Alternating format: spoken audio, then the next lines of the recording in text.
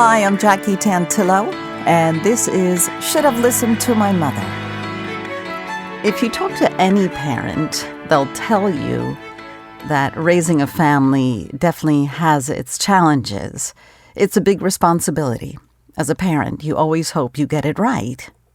You guide your child or children on what you hope is the right path, one that leads them to happiness. Many sleepless nights are part of the job, but having to raise a child as a single parent can be daunting, to say the least. Yet some find it exhilarating, others overwhelming. Based on the research that I've done on my guest, including what I've read and listened to regarding Wenzl McGowan, is that my guest has many interests. He's very talented, curious, and likes to think outside the box. He was raised by a single mom, and I imagine she instilled in him her life philosophies and aspirations for a happy life so he could become this talented and creative being that I'm just getting to know. Some of his interests include music, meditation, authenticity of self, and science, just to name a few. He's part of a TEDx Atlanta talk from 2015. He studied psychology, and he's an author.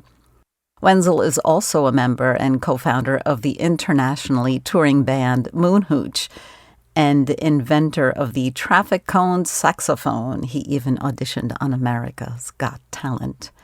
Wenzl McGowan, it's a pleasure to have you on Should Have Listened to My Mother. Well, thank you for having me. I'm excited to be here.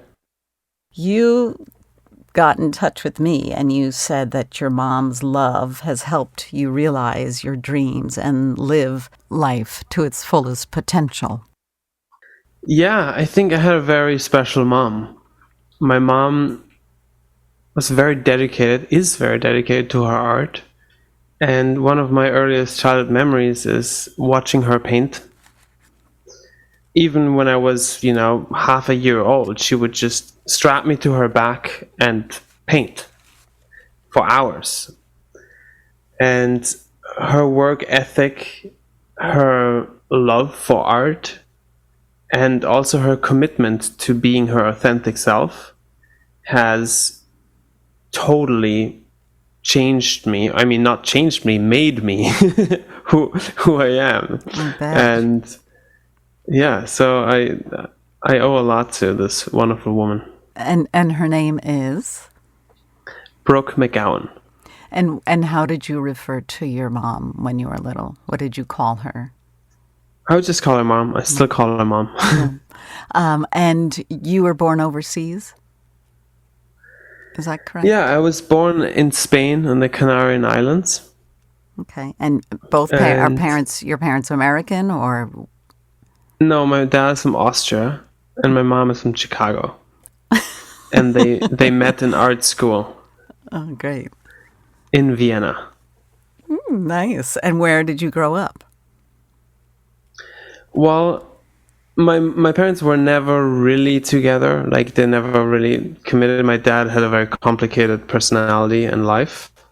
So he was never really part of the family in that sense.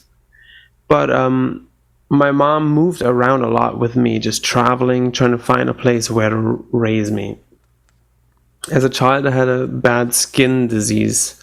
And in German, it's neurodermitis. I think in English, it's eczema. And she found that whenever I go in the ocean, it would go away. So she wanted that I live close to the ocean. And that's why we ended up in Portugal in the end and lived there from when I was 9 years old or 10 years old till I was 18. Wow. And so what languages do you speak? My first language was German, then English, and then a little bit of Portuguese. But I went to a German school in Portugal, so I actually don't speak as much Portuguese as I wanted to. So I'm sorry, then you did you go to the New School of Music once you came to the US? Yeah, when I was 18, I got a scholarship to study music in Manhattan at the New School. So your mom, it was just the two of you, or were there other family members around helping out, or? I think that sounds pretty great, being strapped on your mom's back or in the front of her and and watching her create. That sounds pretty So visionary. she wanted to explore alternative living models. And that's why she linked up with my dad, because he wanted to create an art community where artists lived without money. And so they bought a property in Vienna and then created a big community that had their own gardens, their own schools, their own furniture companies, their own laboratories, and basically a mini society within society.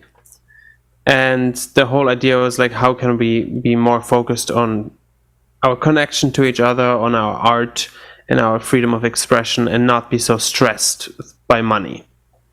And that worked for a while, but there was still a lot of people that then ended up working more than others, and it created tensions, and in the end the whole thing fell apart after 2 decades. And then my mom split up and kind of we went just traveling. So my social surroundings was always changing. I was always in other groups and other communities, but the only thing consistent was my mom. And that was comforting? Yeah, I trust my mom, and I always trusted her. I mean, we had our issues. When I went through puberty, I think we had some difficulties because we were living together in a small house. And when I would practice saxophone and she would paint, sometimes it wouldn't work out. Because she would be like, I don't want you to play these high notes when I'm painting. And I was like, I have to practice high notes now. Like, and then she would go outside and then would be all upset at me. And, but I mean, we did our best to, tolerate each other. When you look back on what your childhood was like, what comes to mind? Was it crazy? Was it wild? Or was it just your normal? I think it is crazy. I think it's crazy and wild if I think about what other kids' childhood is like, because it was just very unusual. But at the same time, if you live through something, that becomes your reality, and so it seems normal. Did you spend more time with adults than children? No, actually not. I spent much more time with kids because the community that we joined in Portugal, they had 9 kids. And so I spent actually most of my time, before I got into music, I spent most of my time just building tree houses and finding places in nature and building stone walls, trying to learn the ancient techniques that people build stone walls in Portugal. In Portugal, there's lots of very ancient architecture, just from the Roman times. And so I would just study how people put rocks on top of rocks and used small rocks to hold big rocks in place. And I would kind of try to imitate that with my friends. So thank goodness you weren't inside watching TV or on your cell phones. Yeah, there was Which I think a lot of kids have lost out on a lot of imagination, and they've, but that's a whole other conversation, I guess, right? Yeah. I mean, it was a blessing to have had such a profound connection with nature and play. I also remember always when I came home totally covered in dirt. There's sometimes Portugal would have these flash floods where it just rains so much all of a sudden that there's just these spontaneous rivers running everywhere. That must be fun, right? Yeah, it was really fun. We would just jump in with our clothes. I mean, it was both. It was sometimes the edge of dangerous, because if it rains a lot, some of these rivers get quite intense. But then we would go jump into them and see if we could ride the currents without hitting rocks. And oh my gosh! Sometimes hurt ourselves, but I would come home to my mom just covered in mud, and she would be like, "All right, take your clothes off. I'm gonna wash those." She would never she would never punish me for being my authentic self. Wow, that's huge. That's such a gift. that was one of the biggest gifts, actually, was that my mom recognized that I am a unique soul that needs to be supported on a unique path. I think every child is, but a lot of parents tend to try to fit their children into what they think is good. And I think my mom wanted me to have the freedom to decide for myself what I think is good and how I want to spend my life and how I want to spend my time. And she had this respect for me that I think not many people have for their kids, where she really respected my authenticity and supported it. Do you have siblings? I have 11 siblings for my dad. And I have one sibling for my mom. But I have no whole siblings. And did you spend time together with all of these siblings? Or were you mainly off traveling with your mom and doing that? Yes and no. I mean, I think who I ended up becoming much closer to was the children from the community in Portugal where we lived. Mm-hmm. My blood-related siblings were all dispersed throughout Europe, and some of them I got really close to, others I only met once or twice. And are you still close with the children from Portugal? Yes, I am actually. We own a house together in Portugal, the house where we grew up. Like when that community split up, the ownership of the house was so complicated that the community was like, you know what, we don't know how to divide this among ourselves, so we're just gonna give it to the kids. Oh, that's wonderful. Yeah, but now we are all great. Like trying. Yeah, so it's pretty cool that we inherited this house, but it's also creating a lot of conflict now among us because we need to figure out. You know, I live in America. Everyone lives in a different country in Europe, and the house is in Portugal, and like we all have different projects, so taking care of it isn't the easiest. Right. And at the same time, no one wants to sell it either because we're all like emotionally attached to the house. Now you know why the adults did what they did, right? Like, yeah, they let you figure it out, and maybe you'll do the same thing to the next generation. They passed on the problem. Yeah. And what role does your mom play in your life now? Now our relationship, I think, is the best it ever has been. I think I went through a time in my life, in puberty and afterwards, where I judged her and where I, thought she's weird or she is. Yeah, I just judged her, and I realized when I got older that she's such an authentic woman, and it's such a wrong thing to judge your own mom. I think I became pretty judgmental in puberty. And I think a lot of kids go through that where they kind of distance themselves from their parents and judge them and think their parents are weird or whatever. Yes. But I kind of saw how much pain that caused her, and I feel really bad for it.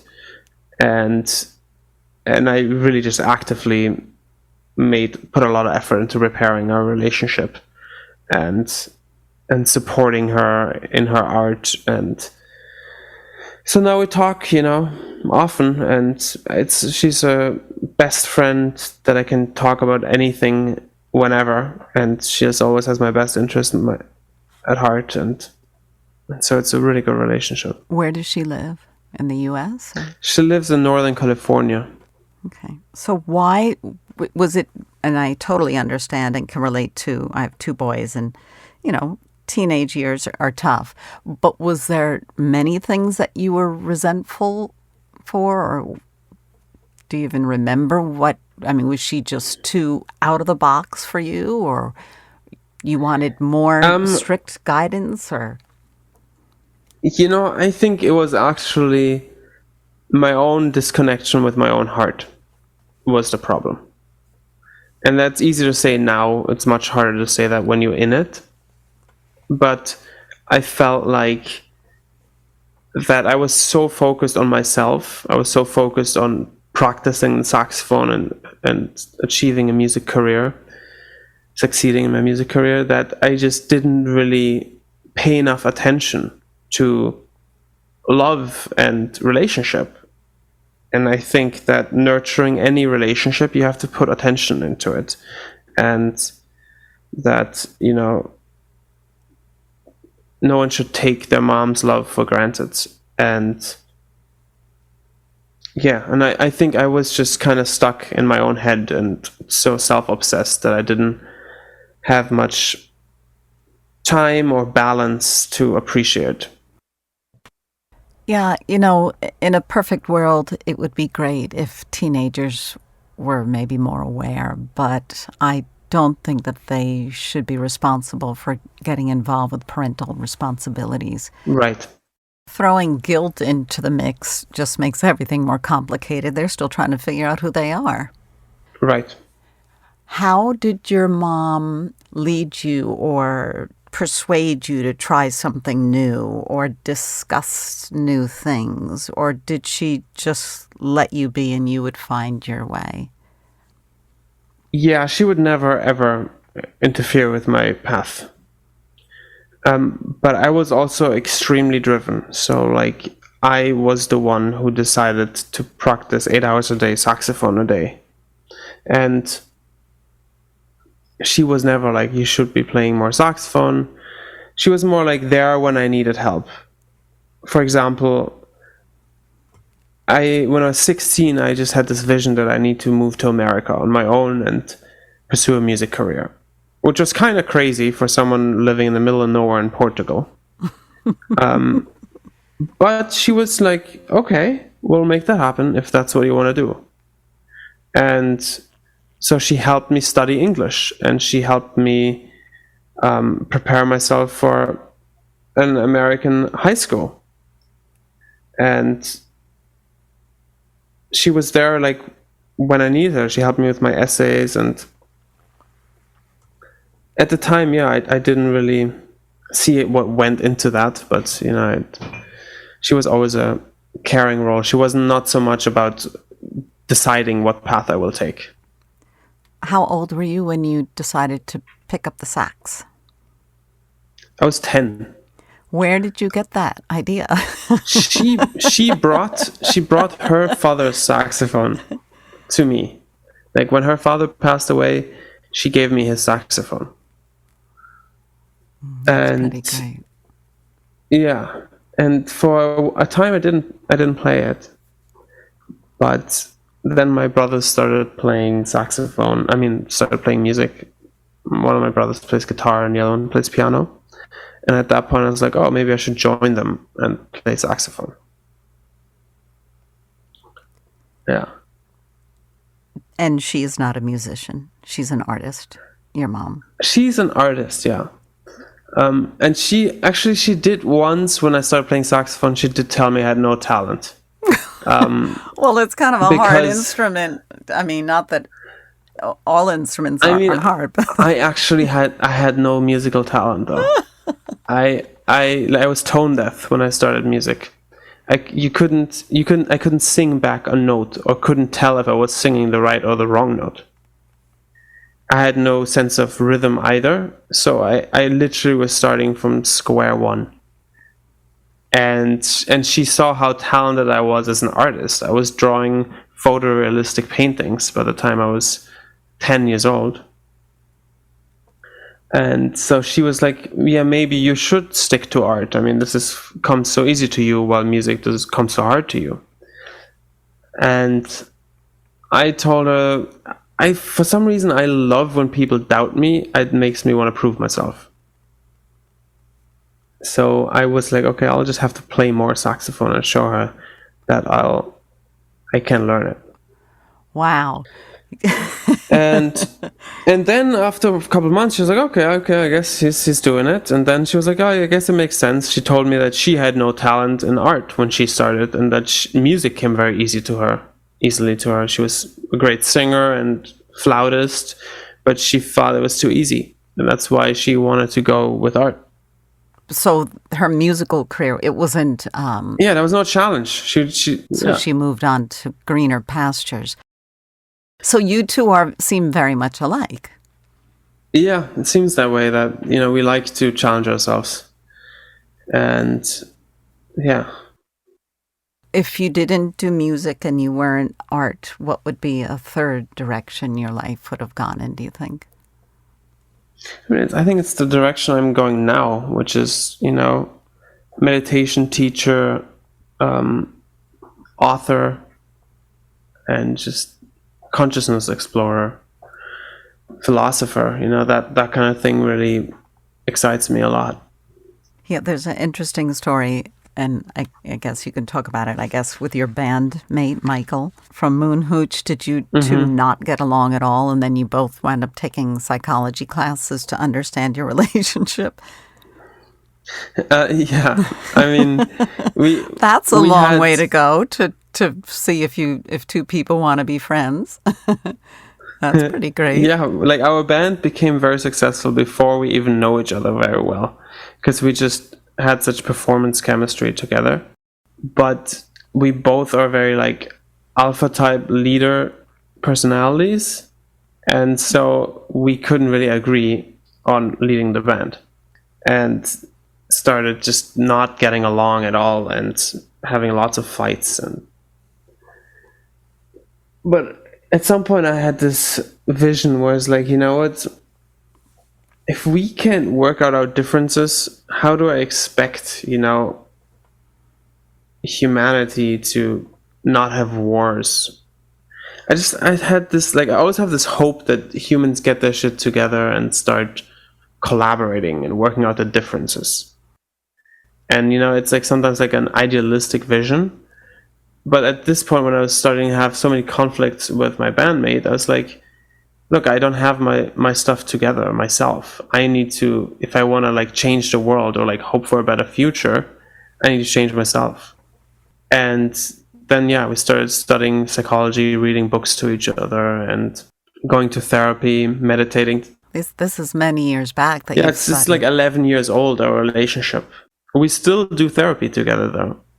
And just to maintain the relationship, just to like not let, unconscious baggage accumulate. Yeah, very important. But you and your mom didn't have that same kind of butting of heads. Well, I'm sure if we like had to like run a band together, I'm sure we would have our issues. I mean, I think it's just, if you, good for you. The closer your relationship gets with someone, the more potential for issues, right? You have a constant dependency on communicating with each other, right? It's like, when are we leaving? We're meeting here and there. Someone is late, then someone is upset. And, these little things just add up. And if people don't take ownership over their actions, then it poisons the relationship. I mean, that's it's kind of like that. If people don't acknowledge, hey, I'm sorry I'm late, or I'm sorry I didn't listen to your feelings, but just play over it and neglect it, now the other person will keep resentment. Even if they forget about it in that moment, somewhere that resentment will then burst back up later and comes out unexplained, and then people start fighting over it. So I feel like the closer your relationship, the more potential you have for these unconscious misunderstandings to accumulate. In any relationship. Yeah. I think, I mean, if you're married to someone, then that's where it's going to be happening. Sure. Or if you're... friends or bandmates. Yeah, exactly. Yeah. And I think those relationships are actually huge opportunities for growth. Because this is where you get... This is where you get the most intense mirrors. Someone reflecting back to you your actions. And all of us have unconscious spots, like where we don't see how our actions are affecting others or ourselves. And all of us have these stories or ways to keep our blind spots away from being witnessed. But if we have someone that's very close to us, that person is going to witness our blind spots and going to point them out. And that's not going to be pleasant. Did your mom, does she keep you on your toes that way? She's honest with you? Yes. I mean, we haven't had any issues in years, so I don't really... Knock on wood, as they say. That's great. Yeah, I don't think lucky. We're going to have any... That's wonderful. Like, I think the last argument I had with my mom was probably over 10 years ago. Hallelujah. So she did Yeah. great. She's a phenomenal mother.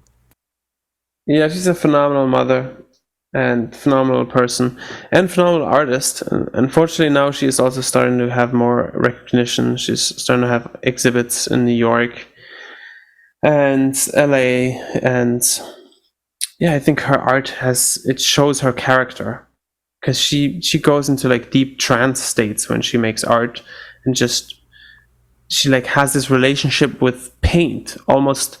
It's very interesting. She explains to me her philosophy about painting, and it almost reminds me how she raised me.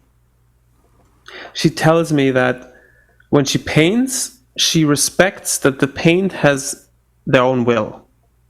And she also doesn't use brushes, but pours paint on the canvas. And so, yes, the paint really does do a lot of things that the artist doesn't expect, because, she's not using it in a very controlled way. But she is like playing with that boundary of losing control over the paint, but also respecting the paint's freedom to add to the painting in a spontaneous way. Oh, I can't wait to see her work. Brooke McGowan. Brooke with an E, and then McGowan, it's McGowen. So I definitely would like to see her work, because there's many artists in my family as well. We're getting short on time, Wenzl, so I want to talk about all of your let alone your traffic cone saxophone, which is probably something from so much of your past. But you also auditioned for America's Got Talent. You're now an author. You're really delving into more spiritual or philosophical period in your life. What books would you like to mention, or projects, something that's at the top of the list in the last few minutes that we have? I'm just releasing a board game. It's actually already available on Amazon. It's a board game about conscious relating that you can play with your family and your friends or whoever. And it's an opportunity to have more honest conversations or have difficult conversations. And it's basically a game where players fall into emotional spirals. So a player might get stuck in arrogance or self-doubt or anxiety or hopelessness. And then they share about that emotion while others try to help them get out. It's really great. I saw the video for you. It's a YouTube video, right? And you throw the die and you move around, and it's absolutely brilliant. Oh my gosh. Yeah. Unless people are too afraid to actually reveal their truths, It's really so far great. I found it really works in most settings. I've literally played this with my aunt and my uncle, and we had great conversations. And, even my uncle was suddenly talking about things that my aunt had never heard before. I bet. Although they've been married for over 20 years. Yeah, but it's that you're the gatekeeper and you just open the gate. It's driving with your kids in a car and they can't get out. Those uncomfortable conversations. Right. But this is in a more fun setting. But wait, tell us the name of the game again. It's called Non-Physical. And you can find it when you go to wenzlmcgowan.org, wenzlmcgowan.org. Okay. And Wenzl is spelled Wenzl, Wenzl McGowan. Yeah, WENZLMCGOWEN.org. And there's also my books. My books, The End of Fear, which is a novel about a homeless person having spiritual awakenings and not being sure if it's a mystical experience or if he's going crazy. And then I also have another book called The Sequence of Latent Truth, which is a research book about what scientists think about mystical experiences and what are the philosophical or intellectual frameworks we can use in order to make sense of mystical experiences. And your website, do you have a website where people can go to find this? Yeah, wenzlmcgowan.org. Okay. Same website. Okay. Same website. Okay. Yeah. I'm so glad we got an opportunity to speak. This has been really wonderful. Likewise, I enjoyed it. I can't wait to meet you and your mom. Awesome. That would be really, really great. And best of luck, and I'll keep an eye out on any upcoming works that you have, and I'll be sure to share it with my listeners. Sounds good. And I'll be back next week with another episode of Should Have Listened to My Mother.